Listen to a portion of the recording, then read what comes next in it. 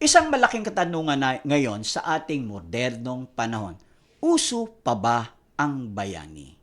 O ang mga dapat na bayani ay nabahira na rin ng dungis sapagkat sila ay bayaran na lamang o binabayaran na lamang sila upang itikom ang bibig, magbulag-bulagan at maging bingi-bingihan.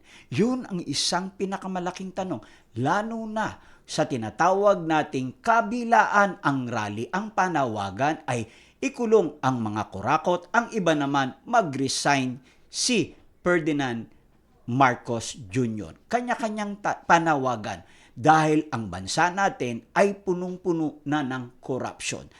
Laging nating tatandaan, naniniwala ko sa sinabi ni Lee Kuan Yew. Napakalaga o maging pinuno ng ibang bansa tulad halimbawa ng ating pinuno ng walang iba kundi si Donald Trump, presidente ng Amerika at iba pang mga presidente. Naniniwala sila na napakayaman ng inang bayan natin dahil tatandaan ho ninyo, ang problema lang daw sa atin ay punong-puno tayo ng corruption. Kasi intindi ho natin, tatandaan ho natin, hindi ho ako naniniwala na ang Pilipino ang tutulong sa Pilipinas o kapwa Pilipino. Hindi ho totoo yun. Bakit? Ang Pilipino pa nga ang nagnanakaw, pumapatay, nagwawalang niya sa kapwa Pilipino. Dahil ang paniniwala po ng inyong lingkod bilang mambubutas, ang Pilipino lamang na may malasakit sa kapwa Pilipino ang siya lamang tutulong sa ating kapwa Pilipino. Ang tanong ngayon, nasa na nga ba ang mga bayani? Totoo nga, ang sabi ng kantang asin, may mga bayaning limot na bayani tulad ng magsasaka, ng guro. Pero sa moderno nating panahon, syempre walang iba kundi ang OFW na dapat ho nating talagang pag-ukulan ng pansin kung paano natin sila poproteksyonan, hindi para alipinin. Tatandaan ho natin, when Asian crisis hit the Asia, ibig sabihin, ang Pilipinas ang unang-unang bansa na hindi naigupo ng Asian crisis dahil ang ating mga bayaning buhay ay nagtulong-tulong sa pagpapadala ng dolyar dito. Kaya hindi ho tayo ganun na apektuhan ng Asian crisis. Kaya naniniwala ko ang OFW ang isa sa tunay na modernong bayani. Ngayon, tatandaan ho natin, ang gobyerno o ang politiko na nandun sa kanyang panunungkulan, ang unang layunin niyan ay paglingkuran ng bayan, hindi para pagsamantalahan, pagnakawan, yurakan ang bayan. Yun ho ang lagi nating isaisip. Kaya ka tinawag na politiko, maging mayor ka, governor, congressman, barangay captain, vice president, pangulo, senator, ikaw ay maglilingkod sa kapakanan ng bayan. Subalit ang nakakalungkot, ginagamit nila ang kanilang kapangyarihan para lalong yurakan, silos buminda. I will never forget the word of JFK when he said, "Ask not what your country can do for you, but ask what you can do for your country." I would like to borrow that word. In short, ask not what the Philippines can do for you, but ask what you can do for the Philippines. And then ask not what your region can do for you. Ask what you can do for your region. Ask not what your city can do for you, but ask what you can do for your city. Ask not what you can do for your barangay, but ask what you can do for your barangay. And ask not what your family can do for you, but ask what can you do for your family.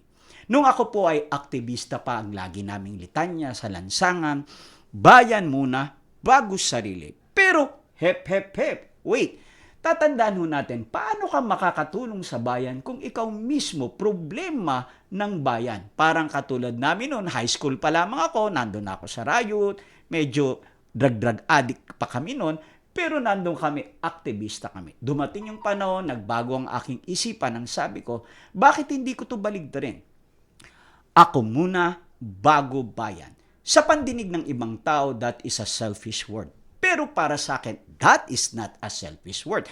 That is the right words. Ibig sabihin, nung ako muna bago bayan, I need to empower first, then I will enrich other people. Simula nang nagbago ang aking isip, puso at gawa, nagbago rin ang paligid ko. Mula sa kalokohan, kawalangyaan, gumawa ako ng mabubuting bagay at dumating pa yung panahon na katulong ako hindi lamang sa espiritual na bagay kundi sa pinansyal na bagay at pag-iisip.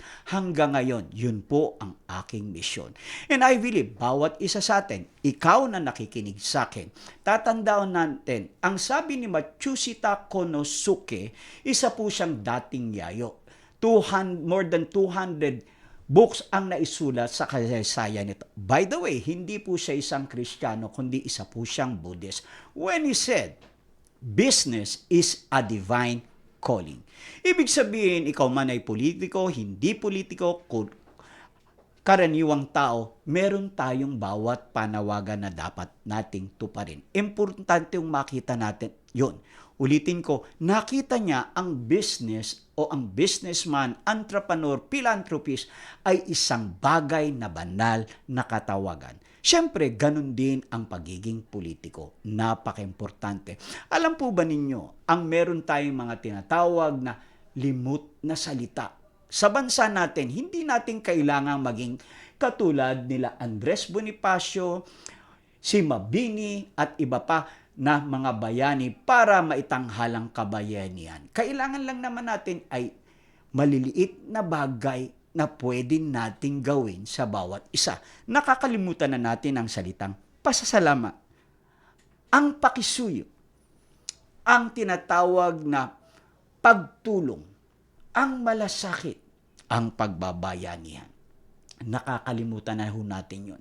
Maliliit na bagay, pero yung maliliit na bagay na yun, pag pinagsama-sama, magiging napakalaking bagay sa ating bansa.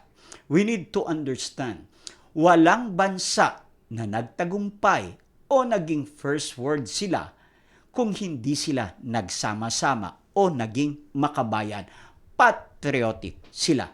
Tingnan ho natin ang bansang Singapore. Ang Singapore po, alam naman natin, maraming races ang nakatiron. Eurasian, Chinese, Malay, nando ng Indonesia. Iba't ibang race. Ang tawag ko nga rito ay United Benetton. Pero nagsama-sama sila, nagtulong-tulong sa. Take note, wala silang natural resources. Meron lamang silang human resources. Pero samantalang ang ating inang bayan, punong-puno ng human resources at natural resources. Pumunta ka lamang sa dagat, sa Jensan. Nando na ang tambak-tambak na tuna. Pumunta ka sa ibang lugar, nandun din ang maraming magagandang graba o buhangin. Pumunta ka sa mga mining, marami tayong pwedeng pagminan. At sabi nga nila, at ang matindi pa, maraming kayamanang nilibing sa ating inang bayan. Napakayaman ng ating bansa. Pero alam nyo kung anong nakakalungkot dito? Marami sa ating Pilipino, which I always beg to disagree to them. Ito yung tinatawag nating masyado tayong regionalistic.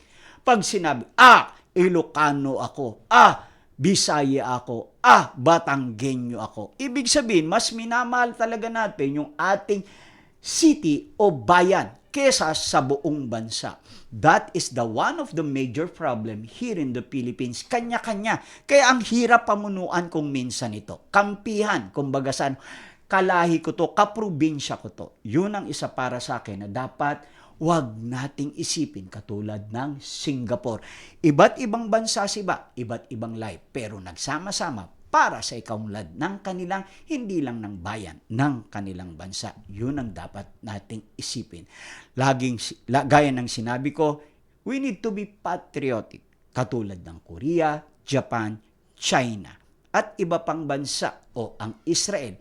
Sila ay naging patriotic, nagmahal sa kanilang inang bayan, nagmalasakit. Yun ang tunay na bayani. Ang tanong ngayon, ang bayani na ba ngayon ay napiringan ng mata, napiringan ang kanilang bibig, nabusalsala ng kanilang bibig, tinakpan ang kanilang tenga, at nagkaroon ng maraming putik ang kanilang mga kamay. Tatandaan ho natin, naniniwala pa rin ako. ano man ang mangyari sa ating bansa, nandun pa rin, lilitaw at lilitaw ang bagong bayani. Ikaw na nakikinig sa akin, isang millennial o isang Gen Z o kasisibol pa lamang na Generation Alpha, naniniwala ko, kayo ang bagong henerasyon. Minsan, sinabi ni Gattuso Rizal, ang kabataan ang pag-asa ng bayan.